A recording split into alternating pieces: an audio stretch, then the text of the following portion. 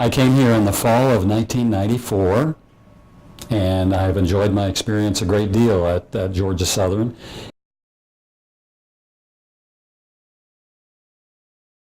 Here we were doing analog video recording, which was utilizing 3/4-inch tape, and we were using analog editing as well, so that was tape-to-tape editing.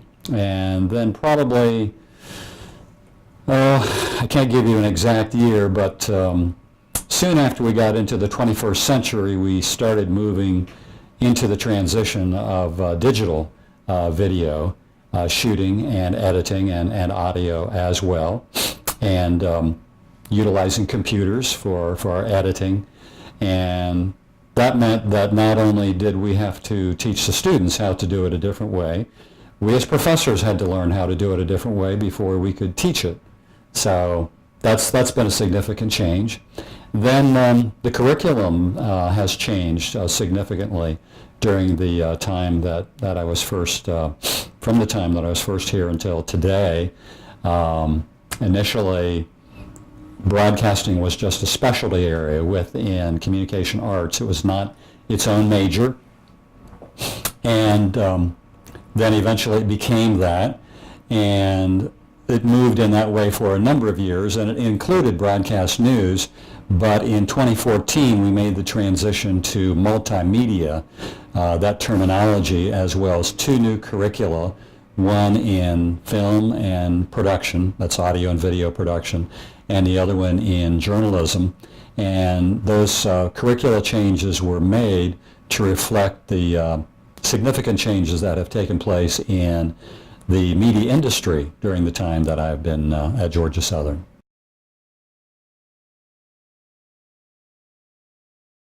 Out of high school, and at the same time I got my first job in broadcasting, and I really loved working in radio. And so I worked at a radio station, a commercial radio station in my hometown, and that's what I figured I was going to do for my life. I was going to work in broadcasting because I really enjoyed, first of all, DJ work, and then I got involved in news. And as my college years went along, a couple professors got a hold of me and said, you know, you should think about going on to graduate school. And that certainly was not something that I had ever considered. I didn't even know much about it. But they told me about how you could get an assistantship with a certain grade point average, and I was able to accomplish that after getting my bachelor's degree. And then I got my master's, and as a result of getting my master's, I was able to come back to the same school where I had started out in college and teach part-time and work in broadcasting at the same time. So I had teaching as a part-time job. And I found out that I really liked it. I actually was a fairly shy person in high school and in my early college years. But when I got in front of the microphone on radio, my shyness went away. Pretty much the same thing happened in front of the classroom. And then eventually I was able to get a full-time job at that same college, taught there for about 10 years. But at the same time, I kept dabbling in broadcasting. I did video work, I did narration work, and some freelancing in radio as well. And at that point, I was in about my mid-30s. I still wasn't sure, did I really want to work in broadcasting? Did I really want to go into academe? But if you really want to stay in academe these days, and dating back to those days as well, you had to get a PhD, a terminal degree. So I finally made the decision that I would go back and get my PhD, and that was probably the best decision I ever made, because this teaching field, 25 years or so that I've been in it, have been so much more rewarding and so much more stable than what broadcasting was for me. And especially here at Georgia Southern, I've enjoyed it a great deal, working with the students, helping grow this department here, and also becoming a researcher and a scholar, something I do outside of the classroom, getting books published as a scholar. I never would have dreamed 25 years ago that those things would happen, but they have, and they've been very fulfilling.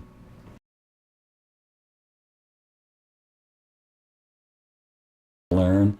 But that's just half of the equation. The other half of the equation is becoming a thinker and a problem solver, a person who is able to analyze situations and write about them.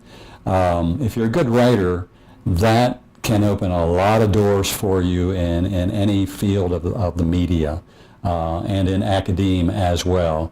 And I was not a great writer when I.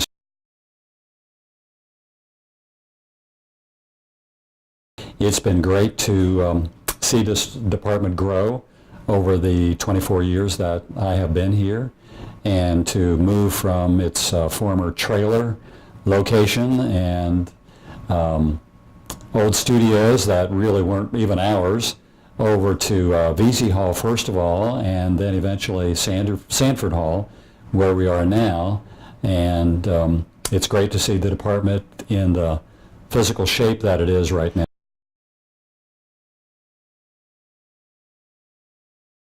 I teach to see my students be successful, and that's the most rewarding thing, to hear back from alumni who have gone out into the field and are doing well and feel that their education helped prepare them significantly for the job that they're required to do. So that's what I live for, not for personal accolades, but to see my students mature and grow, which they do through the courses that they take here, and then go out and get good jobs.